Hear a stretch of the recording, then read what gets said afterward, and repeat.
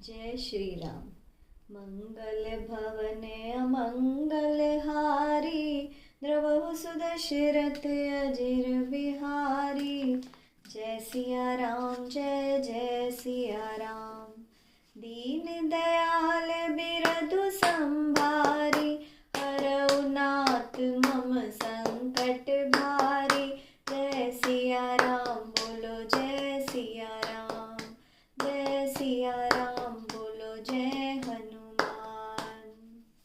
मास पारायण 11वां विश्राम। श्री रामचंद्र जी का सांवला शरीर स्वभाव से ही सुंदर और शोभा में करोड़ों कामदेवों को लजाने वाला था।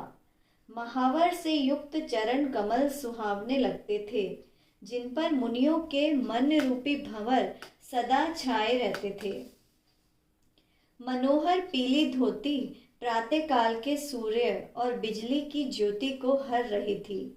कमर में सुंदर किंकणी और कटी सूत्र थे। विशाल भुजाओं में सुंदर आभूषण सुशोभित थे। पीला जनेऊ शोभायमान था। हाथ की अंगूठी चित्त को चुरा रही थी। ब्याह के सब साज सजे हुए थे, वे शोभा पा रहे थे।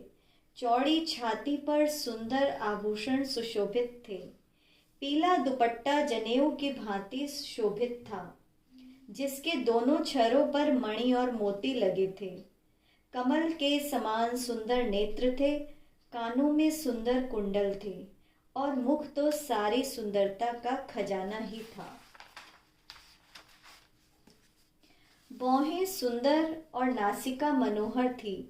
ललाट पर तिलक लगा था, जिसमें मोती और मणि गुथे हुए थे। मनोहर मोड़ माथे पर शोभ रहा था। सुंदर मोड़ में भी बहुमूल्य मणियां गुथी हुई थीं। सभी अंग चित्त को चुराए लेते थे। नगर को स्त्रियां और देव सुंदरियां दूल्हे को देखकर तिनका तोड़ रही थीं और मणि वस्त्र तथा आभूषण न्यौछावर करके आरती उतार रही थीं तथा मंगल गान गा रही थीं। देवता फूल बरसा रहे थे और सुत मागध तथा भाट सुयश सुना रहे थे। सुहागिनी स्त्रियां सुख पाकर कुंवर और कुमारियों को कुल देवता के स्थान पर लाईं और अत्यंत प्रेम से मंगल गीत गा गाकर लौकिक रीति करने लगी। पार्वती जी श्री रामचंद्र जी को वर वधू का परस्पर ग्रास देना सिखा रही थी और सरस्वती जी सीता जी को सिखा रही थी। रनिवास हास विलास के आनंद में मग्न था। श्री राम जी और सीता जी को देख देख कर सभी अपने अपने जन्म का परम फल प्राप्त कर रही थी। अपने हाथ की मणियों में सुंदर रूप के भंडार श्री रामचंद्र जी की परछाई दिख रही है। यह देखकर जानकी जी दर्शन में वियोग होने के भय से बाहु रूपी लता को और दृष्टि को हिला डुला नहीं रही थी। उस समय के हंसी खेल और विनोद का आनंद और प्रेम कहा नहीं जा सकता, उसे सखियां ही जानती हैं। उसके बाद वर कन्याओं को सब सुंदर सखियां जनवासे को लिवा चली। उस समय नगर और आकाश में आशीर्वाद की ध्वनि सुनाई दे रही थी और आनंद छाया हुआ था। सभी ने प्रसन्न मन से कहा कि चारों सुंदर जोड़ियां चिरंजीवी हों। योगीराज सिद्ध मुनीश्वर और देवताओं ने प्रभु श्री रामचंद्र जी को देखकर दुदुम्भी बजाई और हर्षित होकर फूलों की वर्षा करते तथा जय हो जय हो जय हो कहते हुए वे अपने अपने लोक को चले। फिर चारों राजकुमार बहुओं सहित पिताजी के पास आए। ऐसा प्रतीत होता था मानो शोभा मंगल और आनंद से भरकर जनवासा उमड़ पड़ा हो। फिर अनेक प्रकार की रसोई बनी। जनक जी ने बारातियों को बुला भेजा। राजा दशरथ भी पुत्रों सहित वहां पहुंचे। अनुपम वस्त्रों के पावड़े पड़ते जाते थे। आदर सहित सबके चरण धोए गए और सबको यथा योग्य पीढ़ों पर बिठाया गया। तब जनक जी ने अवधपति दशरथ जी के चरण धोए। उनका शील और स्नेह वर्णन नहीं किया जा सकता।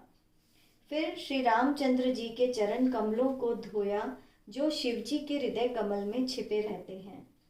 तीनों भाइयों को श्री रामचंद्र जी के ही समान जानकर जनक जी ने उनके भी चरण अपने हाथों से धोए। राजा जनक जी ने सभी को उचित आसन प्रदान किए और भोजन परोसने वालों को बुला लिया। आदर पूर्वक पत्तलें लगाई जाने लगी जो मणियों के पत्तों में सोने की कीलें लगाकर बनाई गई थी। चतुर और विनीत रसोइये सुंदर स्वादिष्ट और पवित्र दाल भात और गाय का सुगंधित घी क्षण भर में सबके सामने परोस गए। सब लोग प्राणाय स्वाहा, अपानाय स्वाहा, व्यानाय स्वाहा, उदानाय स्वाहा और समानाय स्वाहा इन 5 मंत्रों का उच्चारण करते हुए पहले 5 ग्रास लेकर भोजन करने लगे। गालियां सुनकर तो सब अत्यंत प्रेम मग्न हो गए। इतने प्रकार के अमृत के समान स्वादिष्ट पकवान परोसे गए जिनका वर्णन नहीं हो सकता। चतुर रसोइये अनेक प्रकार के व्यंजन परोसने लगे। उनका नाम कौन जानता है। चबाकर, चूसकर, चाटकर और पीकर खाने योग्य 4 प्रकार के भोजन की विधि कही गई है। उनमें से एक विधि के अनेक पदार्थ बने थे, उनका वर्णन नहीं किया जा सकता। 6 रसों के अनेक प्रकार के सुंदर स्वादिष्ट व्यंजन थे। एक एक रस के अनगिनत प्रकार बने थे। भोजन करते समय पुरुष और स्त्रियों के नाम ले लेकर स्त्रियां मधुर ध्वनि से गालियां दे रही थीं। उस समय सुहावनी गलियां भली लग रही थीं, जिन्हें सुनकर समाज सहित राजा दशरथ भी हंस रहे थे। इस रीति से सभी ने भोजन किया और तब सबको आदर सहित हाथ मुंह धोने के लिए जल दिया गया।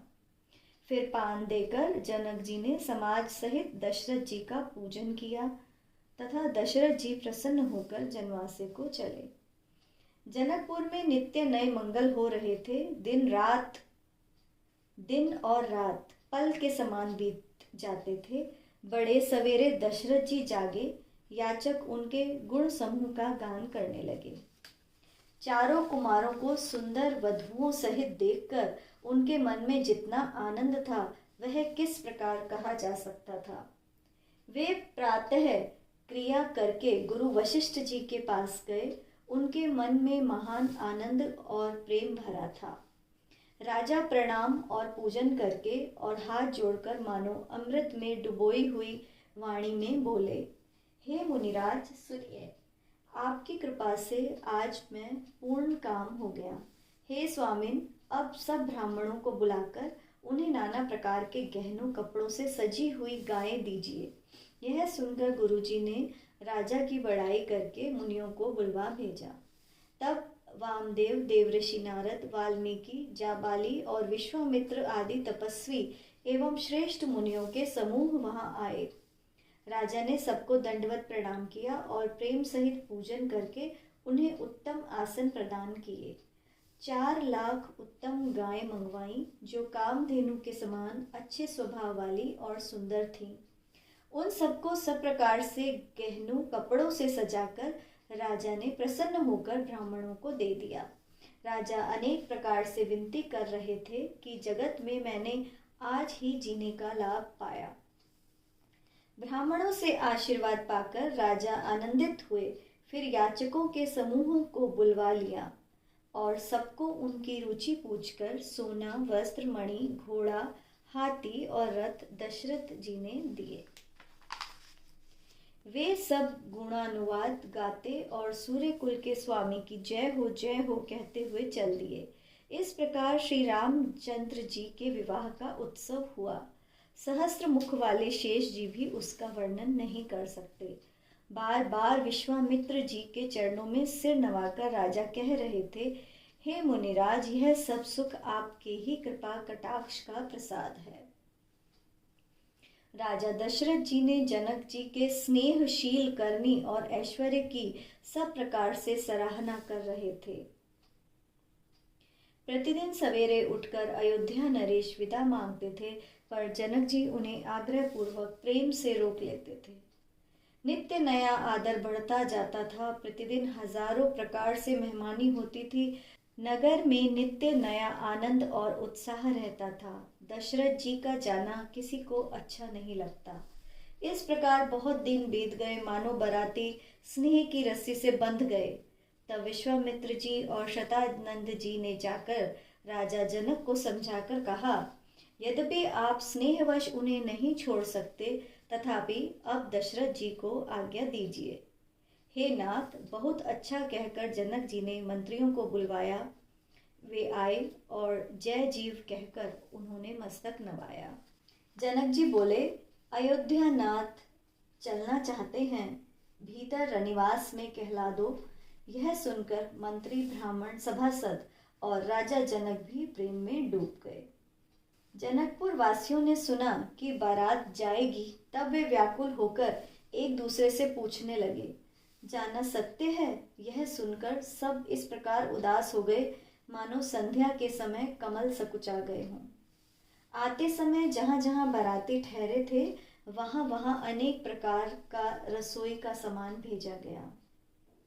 अनेक प्रकार के मेवे, पकवान और भोजन की सामग्री जिसका वर्णन नहीं किया जा सकता, अनगिनत बैलों और कराहों पर लाद लाद कर भेजी गई। साथ ही जनक जी ने अनेक सुंदर पलंग भी भेजे। 1,00,000 घोड़े और 25,000 रथ ऊपर से नीचे तक सजाए हुए, 10,000 सजे हुए मतवाले हाथी, जिन्हें देखकर दिशाओं के हाथी भी लजा जाते हैं। गाड़ियों में भर भर कर सोना, वस्त्र, रत्न और भैंस, गाय तथा अन्य अनेक प्रकार की चीजें दी। इस प्रकार जनक जी ने पुनः अपरिमित दहेज दिया, जिसे बताया नहीं जा सकता और जिसे देखकर लोकपालों के लोगों की संपदा भी थोड़ी लगती थी। मंगल भवन अमंगल हारी, द्रवहु सुदशरथ अजिर बिहारी। जय सिया राम, जय जय सिया राम। दीन दयाल विरधु संभारी, हरऊ नाथ मम संकट भारी। जय सिया राम, जय जय सिया राम। जय सिया राम, जय जय हनुमान। जय सिया राम।